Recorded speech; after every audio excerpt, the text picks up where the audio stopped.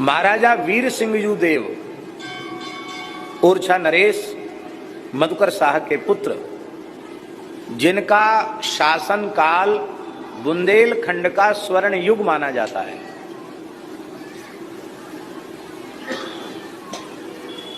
उन वीर सिंह देव के बारे में जो शाम को वहां दिखाया जाता है, लाइट एंड शो, क्या कहते हैं उसको, वहां जो इतिहास दिखाया, एकदम झूठा इतिहास आज भी दिखाया जाता है। वे जहांगीर के पिट्ठू थे ऐसा सिद्ध कर दिया जाता है वीर सिंह देव को,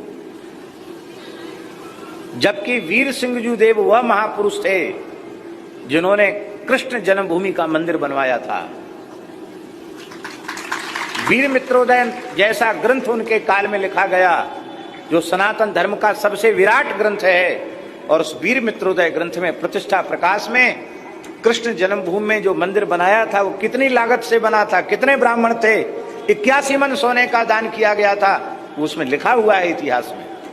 संस्कृत का ग्रंथ आप उठा करके पढ़ करके देख लेना, हमने पढ़ा है।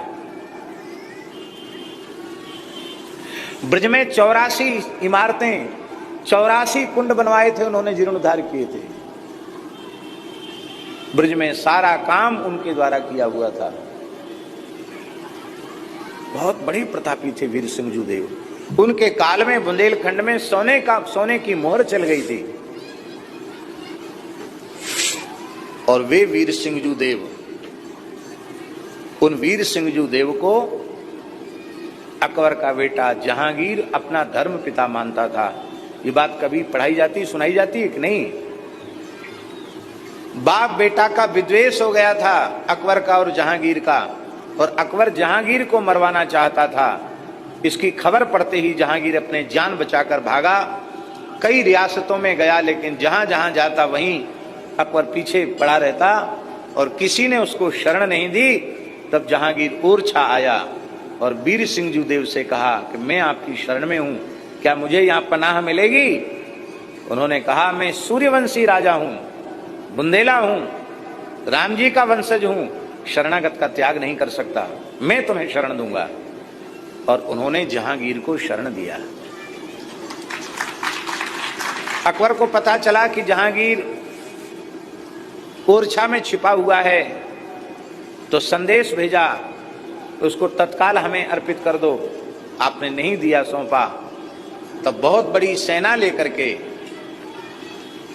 और ओरछा पर मुगलों ने चढ़ाई कर दी। हाहाकार मच गया। सेना मानो कोई सेना का समुद्र था। ओरछा छोटा सा राज्य, उनके पास उतना धन भी नहीं था, उनके पास उतनी सेना भी नहीं थी जो वे उतनी बड़ी सेना से युद्ध करके विजय प्राप्त कर सकते थे। उस समय जहांगीर ने कहा, महाराज आप अपने राज्य को, अपनी प्रजा को बचाने के लिए मुझे उन्हें सौंप दीजिए। बोले, नहीं, मैं अपने जीते जी शरणागत को त्याग नहीं सकता और तुम्हें तुम्हारे शत्रुओं को सौंप नहीं सकता। और इतने चतुर थे वीर सिंह देव कि उन्होंने कुछ भैंस जानते हो ना, भैंसें, उन भैंसों के सींगों पर डंडा बांध दिए, उनमें पलीता बांध दिए। पलीता तो जानते, यहां बुंदेली कहावत है, बुंदेली कवि बैठे हैं, दो पलीतन दे दो तेल, तुम मरो हम देखें खेल। बुंदेली कहावत। पलीता एक लकड़ी में लत्ता लपेट के उसमें ज्वलनशील पदार्थ, कुछ तेल वगैरह लगा के फिर उसको आग लगा दी जाती, पलीता कहते उसको। तो पलीता बांध दिए, और रात्रि के समय, दूसरे दिन युद्ध होना है, रात्रि के समय ओरछा किले के गुप्त द्वार से सैकड़ों भैंसों को सींग में पलीता बांधकर और उनके पलीतों में आग लगाकर उन्होंने सीधे कुदा दिया सेना में, मुगलों की सेना में। वो सब सो रहे थे, उनको तो पता ही नहीं था सवेरे से युद्ध होना था। आ गई आग, काली काली भैंसें, और आ गई आग दिखाई पड़े, भैंसें बिचक गई, हुर्र हुर्र करने लगी, और उनके बारूद खाने में जाकर के भैंस गिरी, तो वो सब बारूद में विस्फोट होने लगे, अपने आप तोपें दगने लगी, और एक भी सैनिक वीर सिंह का नहीं मरा, और मुगलों की सारी सेना उन्हीं के बारूद से नष्ट हो गई। भैंसें तो मर गईं, वो थोड़ी जिंदी रहेंगी, भैंस तो मर गईं, पर ओरछा का एक भी नागरिक मरा नहीं और सेना को भी कोई क्षति नहीं, खजाने को क्षति नहीं। इसके बाद काबुल की लड़ाई में बीरबल मारा गया और बीरबल के बाद फिर अकबर भी मारा गया और अब जहांगीर के हाथ में सत्ता आई। इसको कहते हैं धर्म। वे चाहते तो जहांगीर को मारकर सत्ता पर काबिज नहीं हो सकते थे, लेकिन उन्होंने ये कृतज्ञता नहीं की। उन्होंने कहा नहीं, तुम अपने बाप का अधिकार प्राप्त करो। और जहांगीर गद्दी पर बैठा और जब जहांगीर गद्दी पर बैठा तो उसने कहा कि मेरे अब्बा जान तो मुझे मारना चाहते थे, प्राण रक्षक प्राण दाता तो ओरछा नरेश महाराजा वीर बुंदेला वीर सिंह देव हैं, इसलिए मैं वीर सिंह के चरणों में प्रणाम करने आऊंगा, मेरे धर्म पिता हैं। तब आपने जिस महल में वो आकर रहा था उसको जहांगीर महल कह दिया। और महाराज इतिहास वाले लिखते हैं कि उन्होंने उसकी खातिरदारी में जहांगीर महल बनाया, यूं किया त्यों किया। ये सब झूठी मनगढ़ंत बातें। जहांगीर ने टैक्स माफ कर दिया था बुंदेलखंड का, कहा था बुंदेलखंड मुगल सत्ता के अधीन नहीं, स्वतंत्र राज्य है। इतना कृतज्ञ था जहांगीर यहाँ के प्रति।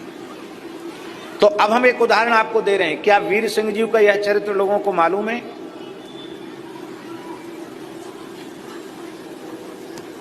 इतिहास में सब उल्टा पलटा। ऐसे ही मानसिंह के साथ अन्याय हुआ।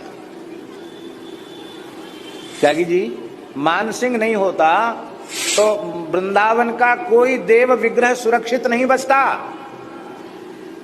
क्योंकि उसने अकबर के साथ सेनापति पद को स्वीकार किया। बहुत वीर थे मानसिंह, उन्होंने सेनापति पद स्वीकार किया और अकबर से लिखित समझौता किया कि युद्ध में विजय तुम्हारी होगी और लूट का माल हमारा होगा।